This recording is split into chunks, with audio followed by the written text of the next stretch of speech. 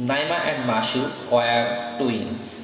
নাইমা ও মাসুক ছিল যমজ ভাই বোন। They were in class 5। তারা পঞ্চম শ্রেণীতে পড়ত। Naima love to play badminton and Masuk love to play football.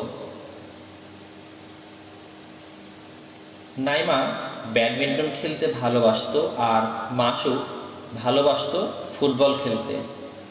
Naima and Masuk often played with their parents when they had free time. অবসর সময়ে নাইমা ও মাসুক প্রায় তাদের বাবা মার সাথে খেলাধুলা করত।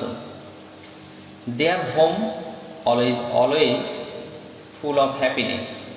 তাদের ঘরটি সবসময় আনন্দে পরিপূর্ণ থাকত।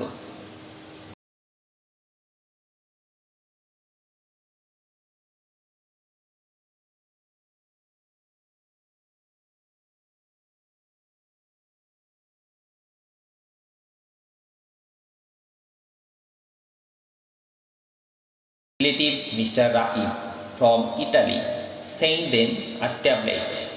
একদিন ইতালি থেকে তাদের এক আত্মীয় জনাব রাকিব তাদের জন্য একটি ট্যাবলেট পাঠালেন। There was a black tablet inside the box. বক্সটির ভেতরে একটি কালো রঙের ট্যাবলেট ছিল। At first the tablet was so much fun. শুরুতে ট্যাবলেটটি নিয়ে খেলা বেশ মজার ছিল। They played video games all the time. তারা সারাক্ষণ ভিডিও গেম খেলত। Gradually they stop playing outside and became tired and জাম্পি।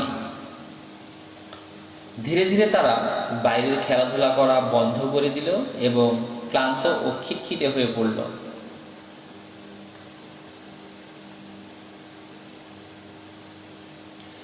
They could not sleep properly and their parents became worried.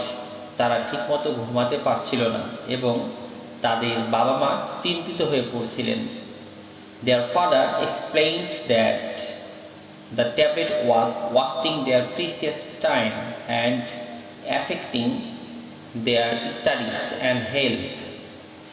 তাদের বাবা বুঝিয়ে বললেন যে ট্যাবলেটটি তাদের মূল্যবান সময় নষ্ট করছে এবং তাদের পড়াশোনা ও স্বাস্থ্যের উপর বিরূপ প্রভাব ফেলছে।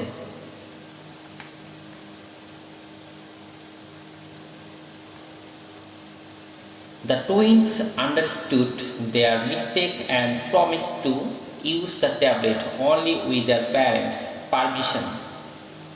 যমজ ভাই বোন তাদের ভুল বুঝতে পারল এবং কথা দিল যে এখন থেকে তারা কেবল বাবা মায়ের অনুমতি নিয়েই ট্যাবলেট ব্যবহার করবে। They started playing outside again and spending time with their family. তারা আবার বাইরের খেলাধুলা ও পরিবারের সাথে সময় কাটাতে শুরু করল। Soon their home became full of joy again. শীঘ্রই তাদের ঘরটি আবারও আনন্দে ভরে উঠল।